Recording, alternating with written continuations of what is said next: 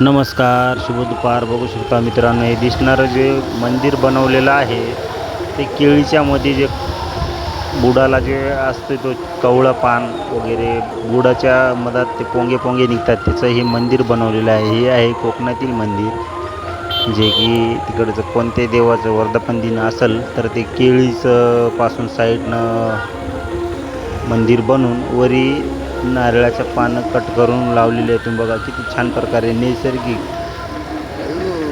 सगळं शुद्ध अशा प्रकारे हे मंदिर बनवलेलं आहे. जी की कोकणामध्ये हे प्रत्येक कार्यक्रमाला घराची वास्तू काही पण असो, हे असं मंदिर इथं बनवतात. तुम्ही बघू शकता किती छान प्रकारे केळीच्या बुडापासून बनवलेलं देवाचं मंदिर आहे. असं मंदिर तुम्ही कधी बघितलं नसेल. बघा तुम्ही किती छान प्रकारे डिझाईन वगैरे तिची, त्याला एक 12 घंटे काहीतरी लागले दोघाला बनवा, इतकं टाईम लागतो. तो खूप छान प्रकारे मंदिर डिझाईन आकारामध्ये बनवलेलं आहे.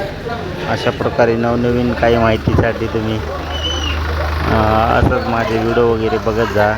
आणि मी इंस्टाग्रामला टाकणार आहे. तुम्ही बघू शकता हे कोकणातील पारंपरिक पद्धतीचं आहे, जे की नॅचरली केळीच्या बुडापासून बनवलेलं देवाचं मंदिर आहे. तुम्ही बघू शकता खूप छान प्रकारे हे मंदिर बनवलेलं आहे. असंच नवनवीन माहिती इंस्टाग्राम ID आहे बापूसाई करंजे, बापूसाई धोंडीबा करंजे, आणि फेसबुक ID आहे बापूसाई धोंडीबा करंजे.